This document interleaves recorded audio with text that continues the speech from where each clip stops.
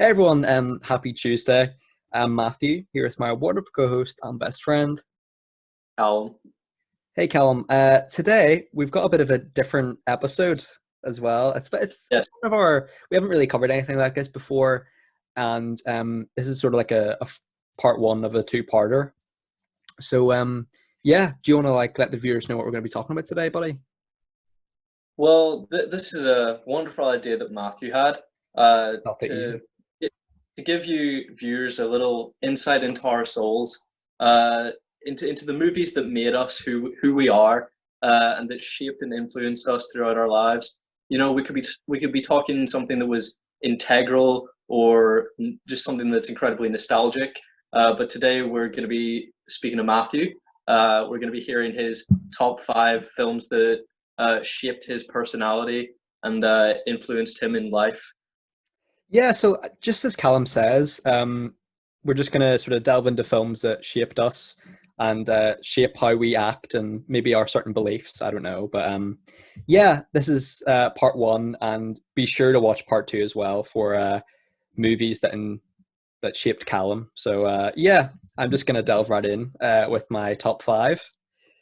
Okay. This, Well, are we gonna? Are you gonna just run through them, or are you gonna I'm going to go five, discuss each? four, three, two, one. Okay. And are you gonna go quite in depth? I've got about 6 or 7 points that I could detail with. So Sure. Okay. Yeah. Go ahead. movie number five on my list. So sort of the I don't know. This is not necessarily in order, but the fifth movie or one of five movies that shaped me was Shrek 4.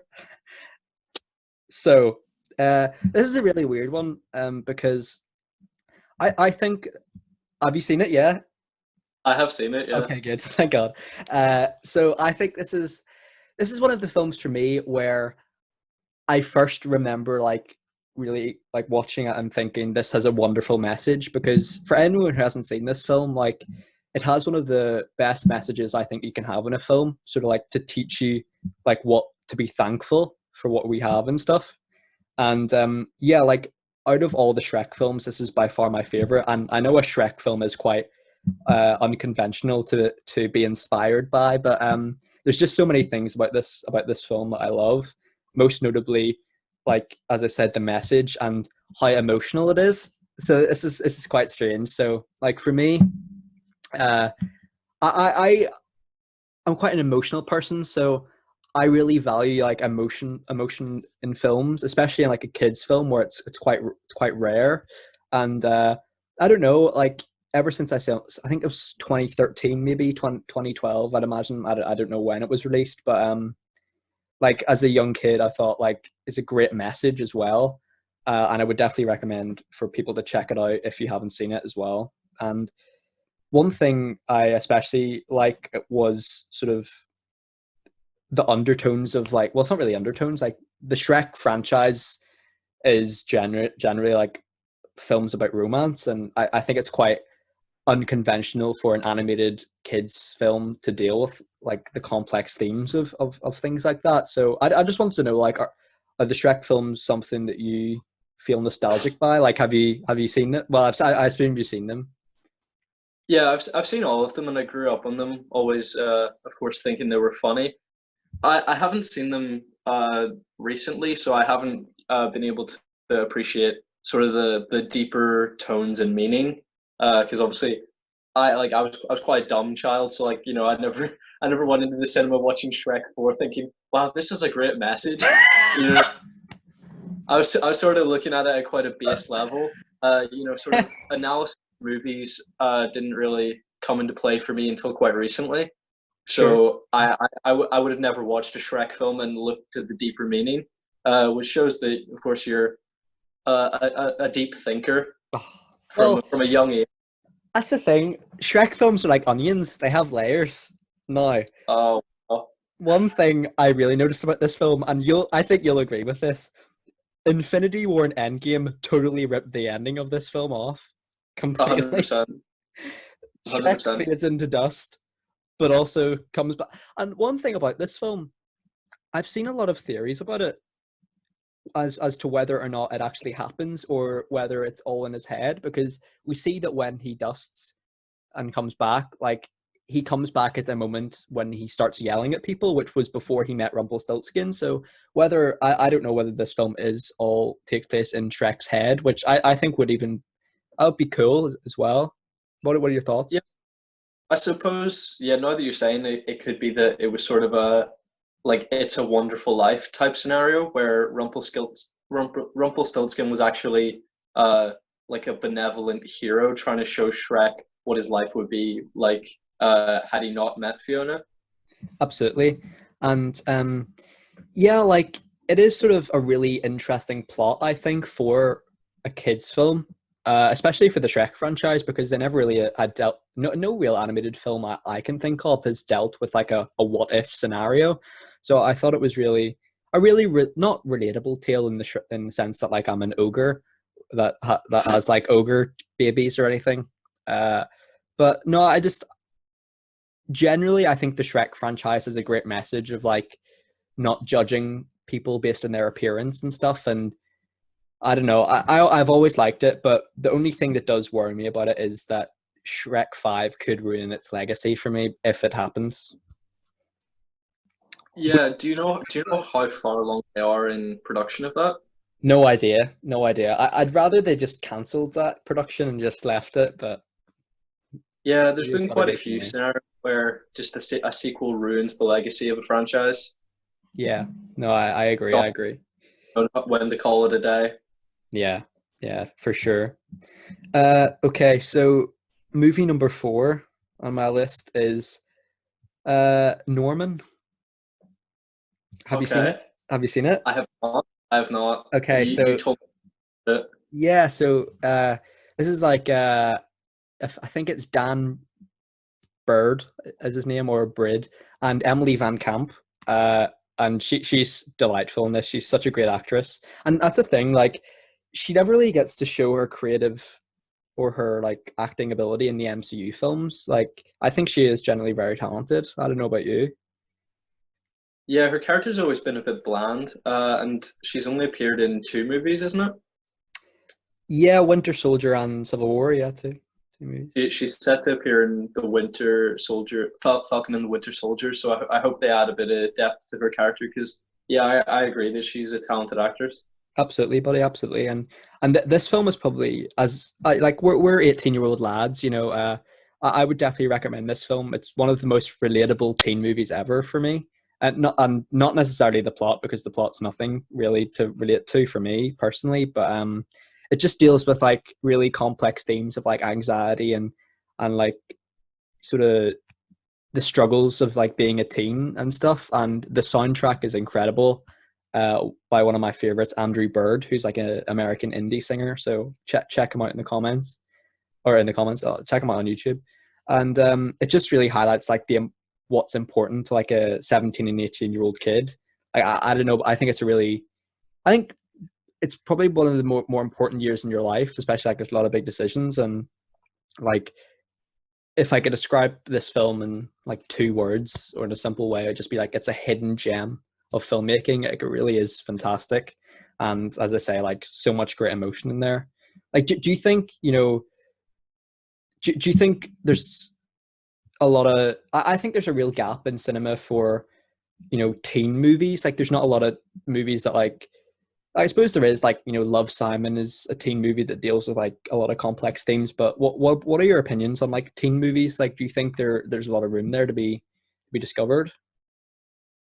Um, I think that a lot of the teen films that are made are obviously made in America, which I think limits the relatability because our experience is quite different when it comes to being a teenager.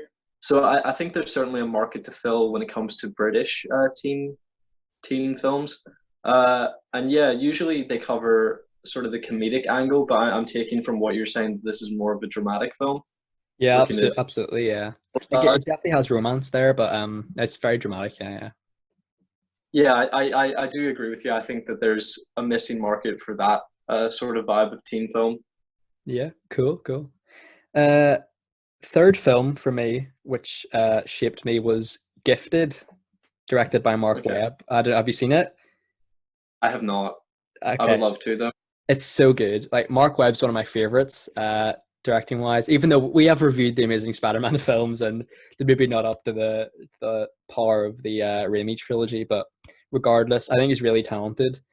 And yeah, like this film stars Chris Evans, and you know we both love Chris Evans, and McKenna Grace, who's a fantastic child actor. And I think, who does she play in the MCU again, pal? Is it Played young Carol young Danvers. Carol Danvers? That was it. And yeah, like this film again, amazing soundtrack and just a great message that really impacted me. Was like, no matter how much you think people value things like trivial thing, like I think back to like when I was like 14, 15, and you know, I was very obsessed with like, this it's just getting quite deep for the movie mates, I know. But like I was very obsessed with like trivial things like exam results and stuff, and just silly things that, you know, that don't really matter. And well, obviously exams matter, but not to the extent that I thought they did, you know. And I suppose, like, you know, especially we're like growing up in the time we have, like there is a lot of pressure on exam results and stuff. Like I don't know, like what are your thoughts? Like do you think there is a lot of pressure on kids, like, to, you know, stress out about that and really prioritize that? Yeah, I mean, some of my worst times as a teenager were worrying about, you know, the after effects of getting bad grades, and I've never really excelled grades wise, and I was really terrified, especially for this set of exams that were upcoming and have now been swiftly cancelled. Uh, yeah, it's sort of a dichotomy where I'm happy that I don't have to do them, but then it's really distressing to have that taken out of my hands and Yeah. just having to entrust that teachers in SIA are generous.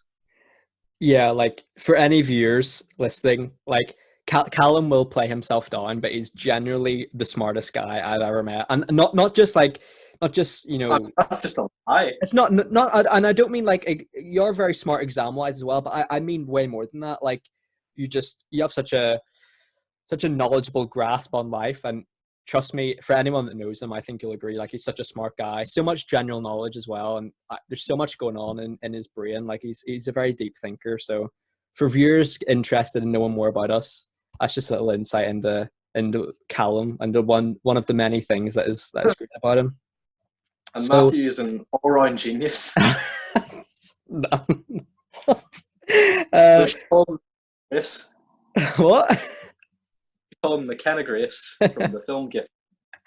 But no, like one of the great messages in this film is like, for me, no matter how much you think people value trivial things like intelligence, the main thing is like being a nice person and stuff, which I think is really evident in like in Chris Evans's sort of handling of a parental role with McKenna Grace's character Mary. And that's all I'm going to say about the film. It's so great. I definitely recommend for anyone to check it out.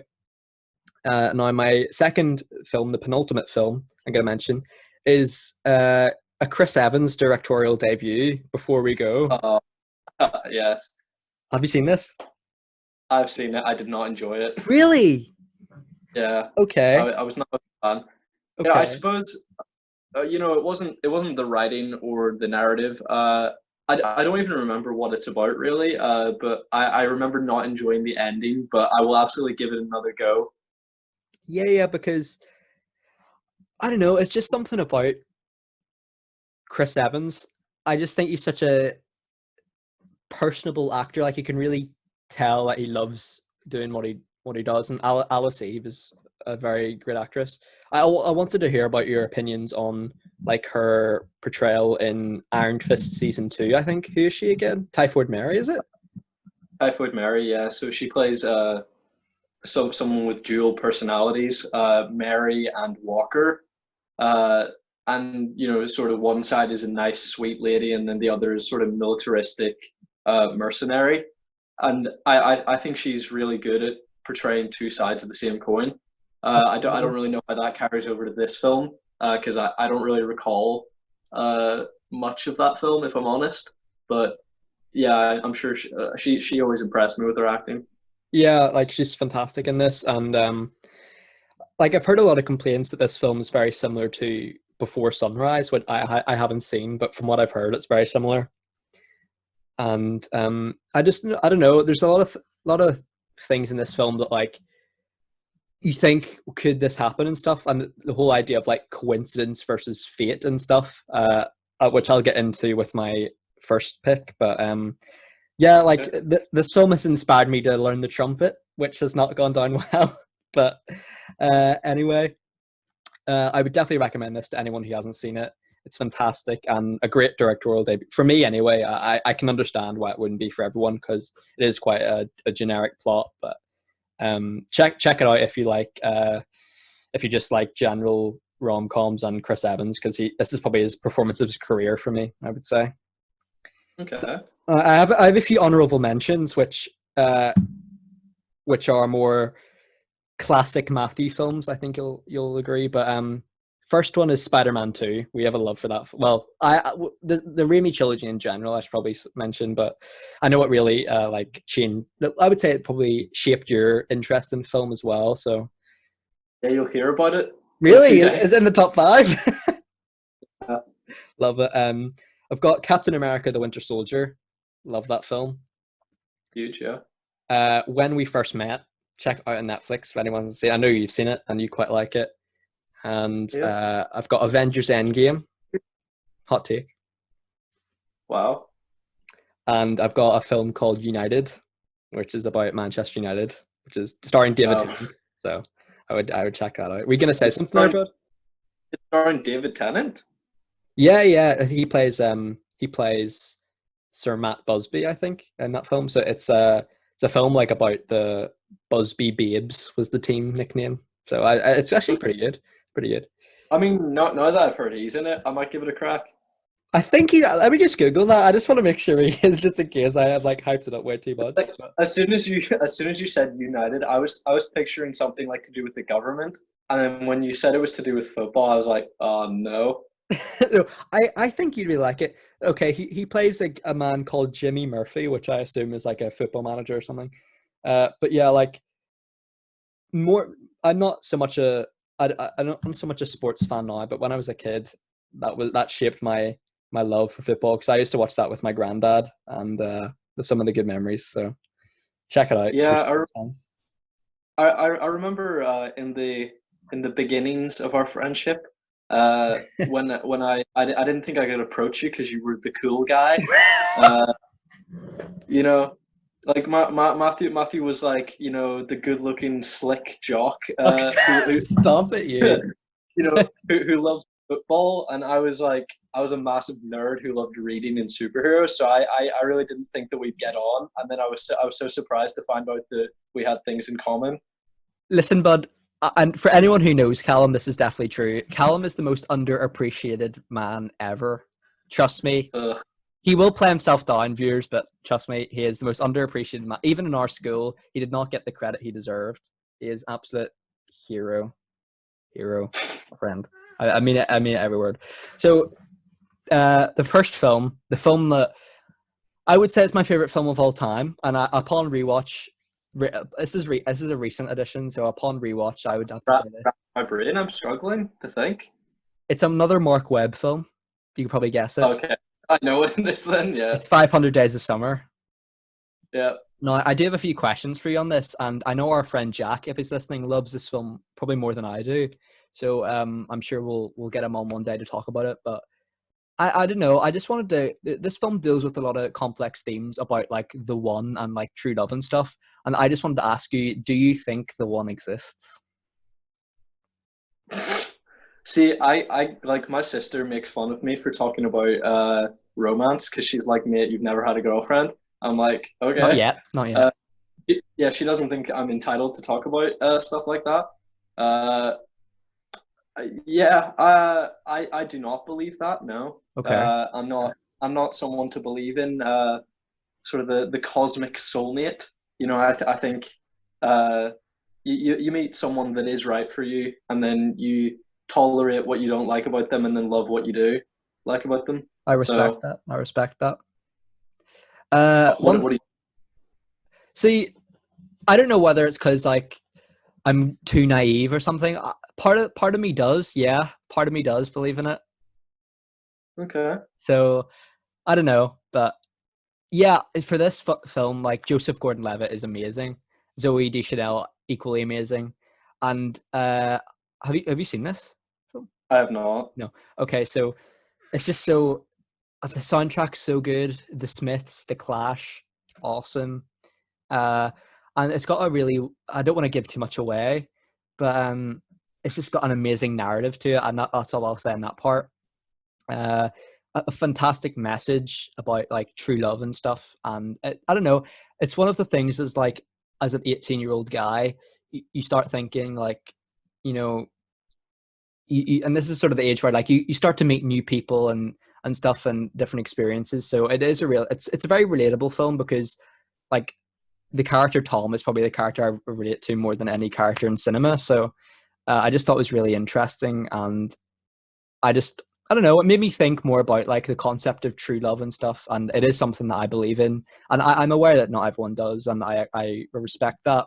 But I don't know, I definitely recommend it for anyone who loves romance films or Joseph Gordon-Levitt or films with awesome soundtracks, because I think you guys will love it for sure, for sure. I think it's a movie that I will love once I I get think get to so. watch it. I think it'll be right up there for like with About Time for you. I think you'd love it. Oh, that's a That's high a call. that is a high call. I I don't know. I assume About Time might be in your top five, but I know how much you love that film. So, well, that's all I'll Uh, say on that matter. I can't get into it. You'll find out in a few days. But yeah, that's my top five, bud. That's my top five. It was great to hear. Get a little insight into the And history of Little Matthew. but no, Uh, like, go ahead. I take it that some of those are recent additions Yeah, to yeah. your film. You know, It is, yeah, very recent additions to my filmography. I don't know, but no, thank you for being patient and listening to my ramblings. I do appreciate it. And as always, it's great to unload my thoughts and brain noise to you. So great listener, mate, honestly. And yes, thank you for everyone who's listened. And I hope you guys enjoyed this. It was just a little different episode for you guys. And I can't. You have no idea, guys. I cannot wait for Callum's one. I'm so interested to it's hear not, this. it's not that interesting, No, but Matthew. I don't know. I'm just interested to, cause I genuinely don't know your top five films that have like shaped you, and I'm interested to see like why they shaped you as well. So, I hope I explained my thoughts clearly enough. I don't know. I've probably just been rambling, but regardless, thank you, Callum, for listening. Always great at that, mate. And yeah, right. Loved hearing from you. Oh, thanks, buddy. Hope you guys enjoyed, and take care, and bye bye. Bye.